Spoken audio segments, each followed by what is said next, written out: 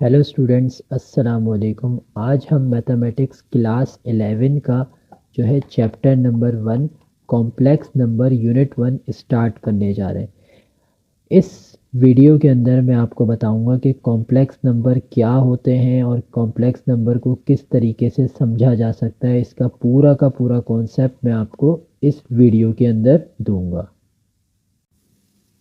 So students, complex number आपके पास क्या होते हैं? कॉम्प्लेक्स नंबर को समझने से पहले आपने सबसे पहले समझना होगा कि आपके पास जो रियल नंबर है और इमेजिनरी नंबर्स, ये दोनों नंबर्स आपके पास क्या होते हैं। सही है। सबसे पहले आपने इन दोनों नंबर्स को समझना होगा। ठीक है। सबसे पहले हम देखते हैं स्टूडेंट्स के रियल नंबर्स आपके पास क्या होते हैं। रियल नंबर्स बेसिकली आपके पास ऐसे नंबर्स को हम कहते हैं कि if the square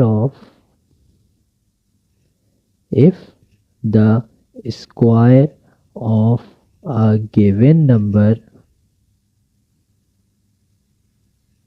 is positive or zero, then such a number is called as real number।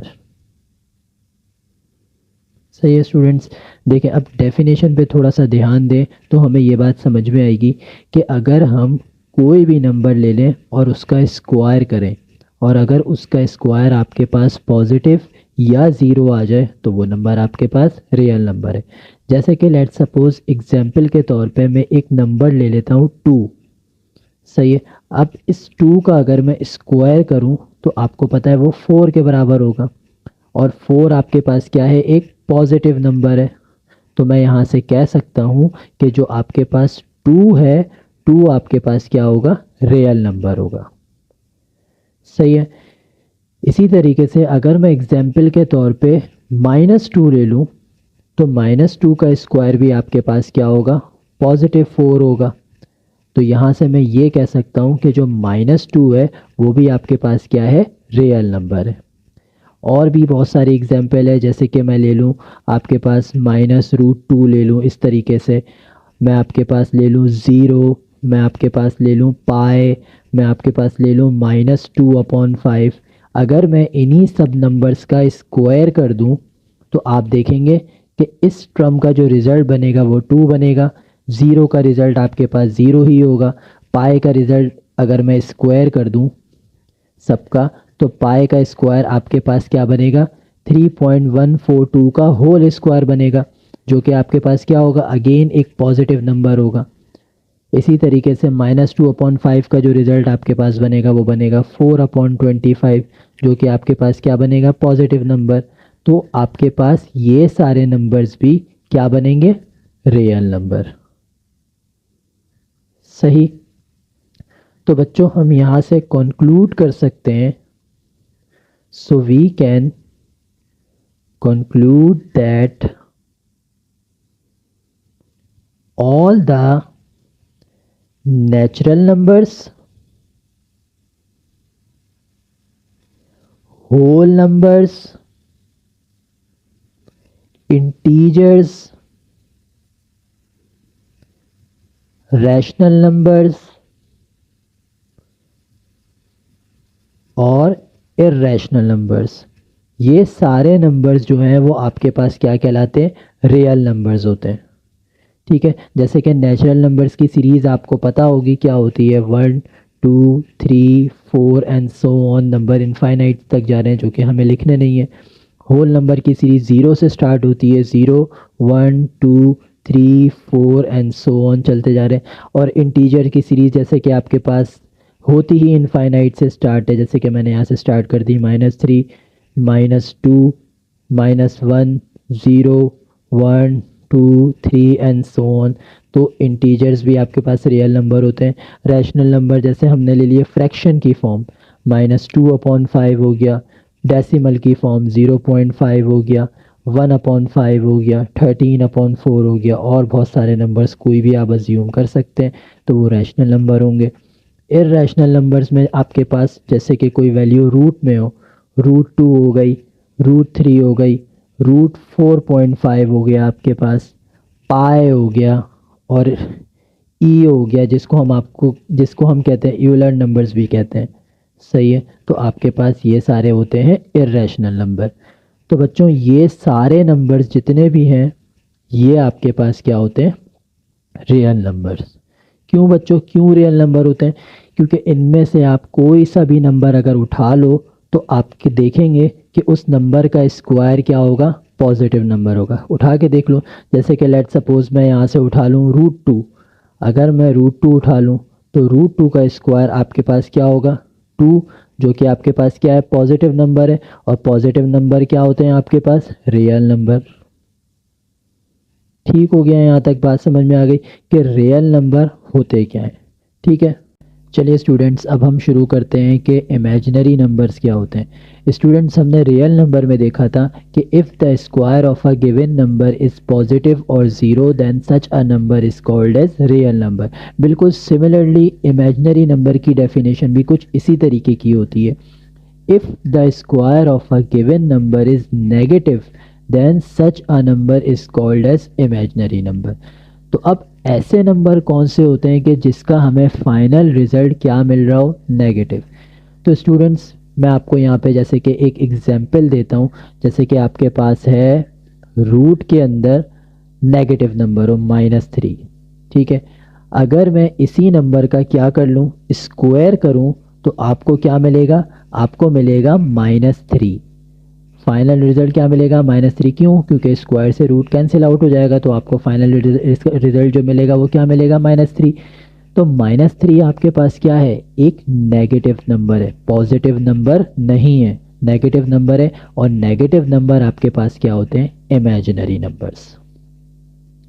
ठीक है, जैसे कि इसकी और एग्जांपल्स अगर हम देखें तो मैं यहाँ पे ले लेता हूँ √-2 का होल स्क्वायर। तो √-2 का होल स्क्वायर भी आपके पास क्या होगा, -2। तो इसका रिजल्ट भी आपके पास क्या मिला, नेगेटिव नंबर, जो कि अगेन क्या है, एक इमेजिनरी नंबर है। ठीक हो गया यहाँ तक। अब एक स्पेशल नंबर होता है जिसको हम कहते हैं कि √-1। √-1 का अगर मैं होल स्क्वायर करूं तो वो भी आपको क्या देगा, -1। और ये भी आपको पता है कि ये भी आपके पास क्या होगा, नेगेटिव नंबर है, तो ये भी आपके पास एक इमेजिनरी नंबर होगा। तो बच्चों अब यहाँ से असल मसला क्रिएट हुआ कि इमेजिनरी नंबर्स तो आपके पास आ रहे हैं, लेकिन इमेजिनरी नंबर्स को हम किस तरीके से बताएंगे कि ये नंबर इमेजिनरी नंबर है। तो हमने क्या किया, हमने यहाँ पे इमेजिनरी नंबर उठा लिया √-1। सही है, तो जो √-1 आपके पास है उसको हमने एक कंप्लीट नाम दे दिया इमेजिनरी नंबर, जो कि होता है i। ठीक है, तो ये जो i होता है इसको हम बोलते हैं आयोटा। ठीक है, इसको हम बोलते हैं आयोटा। अब बच्चों आप यहाँ पे सवाल पूछ सकते हो क्या कि क्या √-3 भी आयोटा के बराबर है? नहीं बच्चों, ऐसा नहीं होता। √-3 आयोटा के बराबर तो होगा, लेकिन इस तरीके से नहीं होगा। मैं आपको समझाता हूँ। जैसे कि लेट सपोज आपके पास है √-1, इसका रिजल्ट किस तरीके से आयोटा के बराबर है वो हम इस तरीके से समझाते हैं कि आपके पास रूट के अंदर अगर -1 लिखा हुआ है तो हम करते ही हैं कि माइनस की साइन को रिमूव कर देते हैं और उसकी जगह पे हम क्या लगा देते हैं, आयोटा। बाहर हमने आयोटा लगा दिया और रूट में से माइनस की साइन को हटा दिया, तो उसकी जगह पे क्या बन गया, 1। अब आपको पता है कि √1 किसके बराबर होता है, आयोटा के बराबर होता है। ठीक है स्टूडेंट्स, बिल्कुल इसी तरीके से अगर हम यहाँ पे बात करें √-3 की, तो यहाँ पे भी मैं बिल्कुल इसी तरीके से करूँगा कि माइनस साइन को हटा के उसकी जगह पे मैंने आयोटा लगा दिया। ठीक है, और √3 को मैंने वैसा का वैसा लिख दिया। अब आपको पता है कि √3 की जो वैल्यू होती है वो होती है 1.73 और कुछ और भी होती है आगे, तो मैं सिर्फ इतनी लिख रहा हूँ, और आयोटा। ठीक है, तो √-3 का जो रिजल्ट बनता है वो आपके पास क्या बनता है, 1.73 आयोटा। अब बच्चों यहाँ पे आपको ये समझना है कि √-1 की जो आयोटा वैल्यू आई है उसको हम क्या कहते हैं, उसको हम बोलते हैं यूनिट इमेजिनरी नंबर, उसे हम कहते हैं यूनिट इमेजिनरी नंबर, ठीक है, जो कि आयोटा है। अब यहाँ पे अगर हम देखें तो यहाँ पे आपके पास दो चीज़ें, यहाँ पे आपके पास एक 1.73 है और एक आपके पास क्या है, आयोटा है। तो बच्चों 1.73 जो है ना वो आपके पास होता है रियल नंबर, और उसके साथ आयोटा जो लिखा हुआ है वो होता है इमेजिनरी नंबर। ठीक हो गया। तो आपके पास √-3 के साथ दोनों चीज़ें कंबाइन होती हैं, रियल नंबर और इमेजिनरी। बिल्कुल अगर हम देखा जाए तो √-1 के साथ भी ऐसा ही होता है कि √-1 का रिजल्ट क्या होता है, आयोटा तो होता है, लेकिन आपको पता है कि आयोटा सिर्फ अकेला नहीं होता, आयोटा के साथ अगर मैं कोफिशिएंट जोड़ना चाहूँ तो वो कोफिशिएंट 1 बनेगा। तो यहाँ पे भी बिल्कुल सेम इसी तरीके के केस के हिसाब से आयोटा क्या हुआ, रियल नंबर हुआ, आयोटा के पास क्या हुआ, रियल नंबर और इमेजिनरी नंबर दोनों।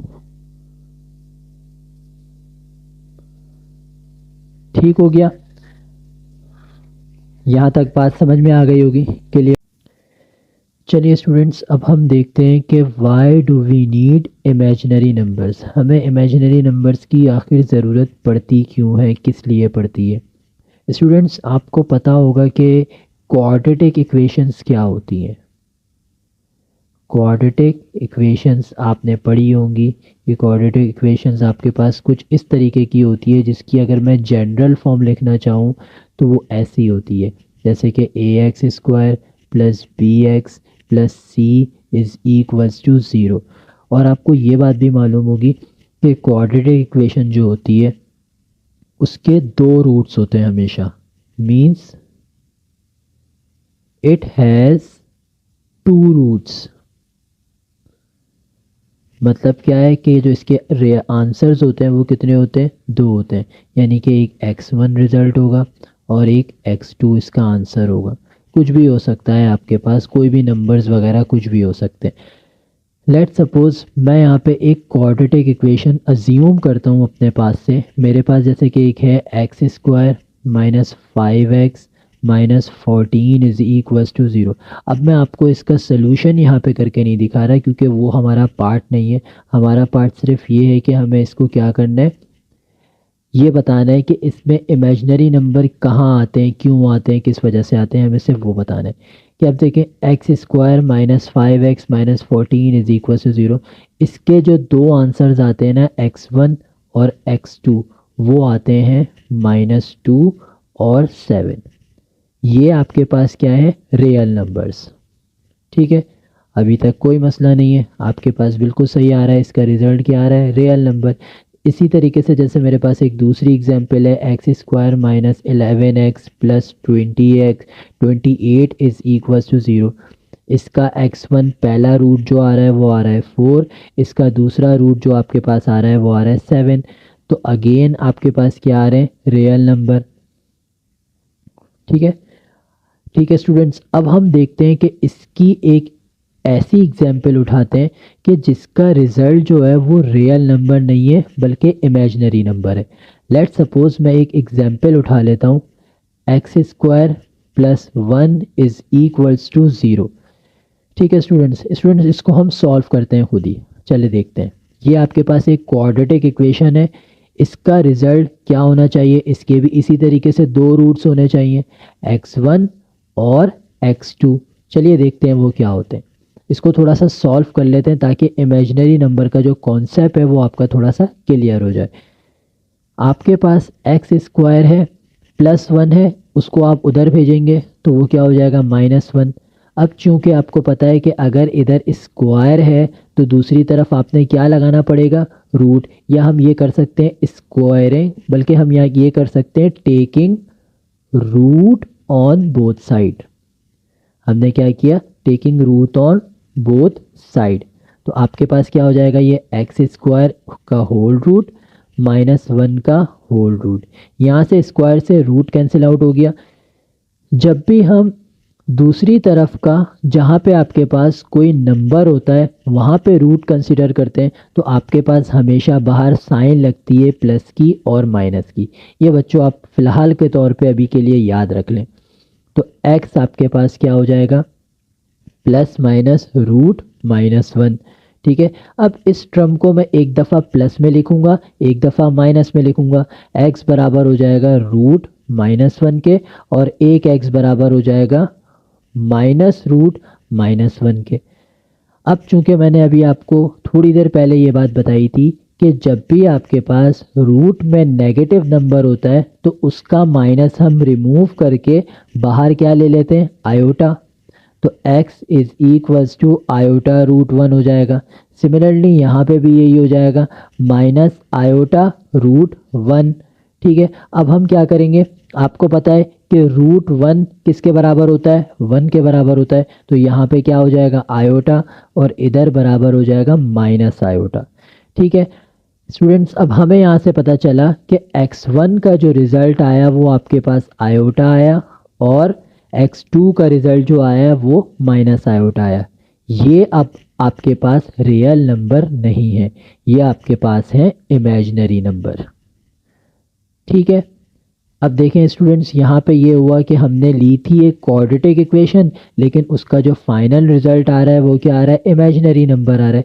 सिमिलरली और भी आपके पास बहुत सारी इक्वेशंस हैं, जैसे कि एक इक्वेशन ले लें, x square plus x plus one is equal to zero.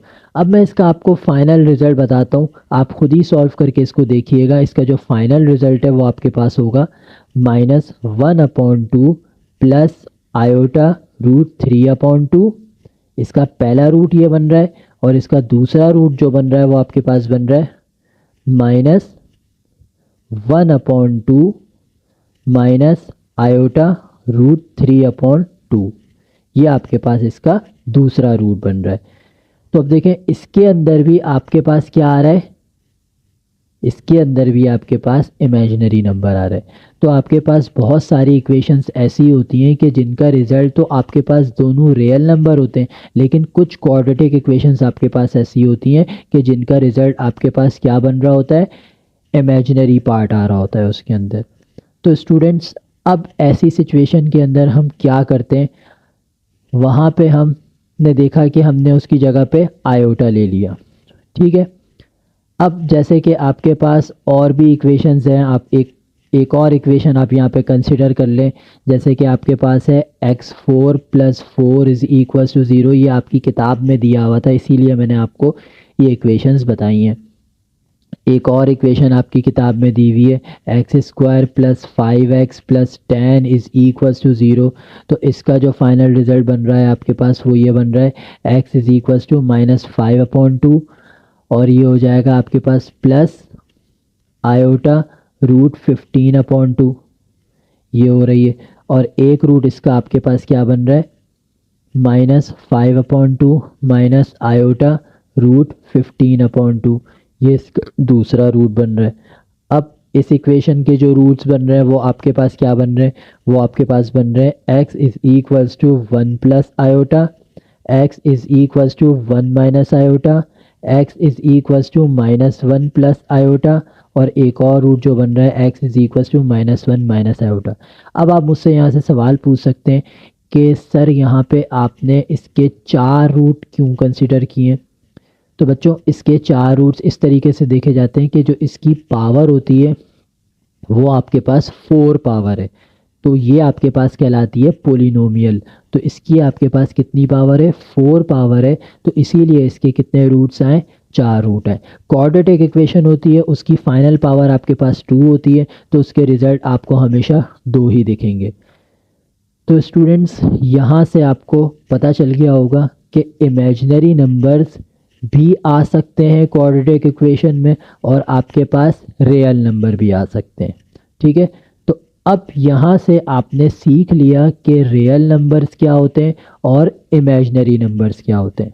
ठीक है, अब हम बात करेंगे कि कॉम्प्लेक्स नंबर क्या होते हैं। चलिए स्टूडेंट्स, अब हम देखते हैं कि कॉम्प्लेक्स नंबर क्या होते हैं और कॉम्प्लेक्स नंबर को किस किस तरीके से एक्सप्रेस किया जाता है और इसको हम डिनोट किस तरीके से करते हैं। A complex number is a sum of real number and an imaginary number. तो स्टूडेंट्स आपके पास जो कॉम्प्लेक्स नंबर होते हैं वो आपके पास क्या होते हैं, रियल नंबर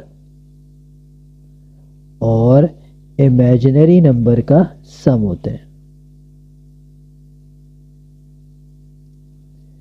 कॉम्प्लेक्स नंबर को जो हम डिनोट करते हैं वो z से डिनोट करते हैं, सही है। और रियल नंबर को जो हम डिनोट करते हैं वो a से डिनोट करते हैं, बीच में प्लस की साइन वैसी की वैसी आ जाएगी। और इमेजिनरी नंबर को हम डिनोट करते हैं आयोटा से, लेकिन आयोटा के साथ हमें एक और रियल नंबर जोड़ना पड़ता है जिसको हम कहते हैं b। तो ये कंप्लीट फॉर्म होती है आपके पास कॉम्प्लेक्स नंबर की। तो यहाँ से हमें ये बात पता चलती है कि ये जो z है ये आपके पास क्या है, कॉम्प्लेक्स नंबर है, ठीक है। a आपके पास होता है इस कॉम्प्लेक्स नंबर का रियल पार्ट, और इसको हम कह सकते हैं आपके पास रियल पार्ट को हम बोल सकते हैं r e और z इस तरीके से। और ये वाला जो पार्ट होता है आपके पास इसको हम बोलते हैं इमेजिनरी पार्ट। क्या बोलते हैं, इमेजिनरी पार्ट। और इसको जो हम डिनोट करते हैं वो इस तरीके से डिनोट करते हैं IMZ, ठीक है। अब कॉम्प्लेक्स नंबर को बच्चों लिखने का एक और तरीका भी होता है, इस तरीके से। यहाँ पे मैं और लिख देता हूँ, इसको इस तरीके से भी लिखा हुआ देखेंगे आप बाज़ जगह पे, A, B। A, B बच्चों क्या होता है, ये होती है कॉम्प्लेक्स नंबर की ऑर्डर्ड फॉर्म, इसे हम बोलते हैं ऑर्डर्ड पेयर फॉर्म, इस तरीके से बोल रहे हैं। ऑर्डर्ड पेयर फॉर्म होती है कॉम्प्लेक्स नंबर की, ठीक है। अच्छा स्टूडेंट्स, अब यहाँ पे हम देखते हैं कि हेयर A एंड B जो है वो क्या है आपके पास, रियल नंबर है। A और B जो है वो आपके पास क्या है, ये वाला A और ये वाला B जो है वो क्या है आपके पास, रियल नंबर है। एंड जो आयोटा है जिसको हम I बोल रहे हैं वो आपके पास क्या है, इमेजिनरी यूनिट, सही है। और इसको हम ये भी कह सकते हैं कि √-1 है, ठीक है स्टूडेंट्स। अब हम इसको देखते हैं अपनी क्वाड्रेटिक इक्वेशन से। अभी हमने देखा था कि जो हमारे क्वाड्रेटिक इक्वेशंस के जो रूट आ रहे थे क्या वो ऐसी फॉर्म बना रहे थे या नहीं बना रहे थे। हमने देखा था कि आपके पास x² + x + 1 इसका जो रूट आपके पास आ रहा था वो रूट आपके पास क्या आ रहा था, x = -1/2 प्लस आयोटा √3/2 ये आ रहा था इसका रिजल्ट। तो स्टूडेंट्स एक आपके पास रूट ये था, एक रूट आपके पास ये था, -1/2 -√3/2। अब स्टूडेंट्स इसको अगर मैं बिल्कुल ऐसी फॉर्म के अंदर देखूं तो 1/2 जो आपके पास -1/2 है वो आपके पास क्या है, a जो कि इसका रियल पार्ट है, प्लस आपके पास आयोटा √3/2। तो ये वाला जो पार्ट है ये इसका क्या है, b जो कि इसका क्या है, दूसरा रियल नंबर है जिसको हम बोलते हैं b। और ये कंबाइन मिला के जो बनेगा आपको ये कहेंगे इमेजिनरी पार्ट। सिमिलरली हमारे पास जो एक और इक्वेशन थी x² + 1 = 0, इसके दो रूट्स आ रहे थे आपके पास, एक x1 आ रहा था आयोटा और एक x2 आपके पास आ रहा था माइनस आयोटा।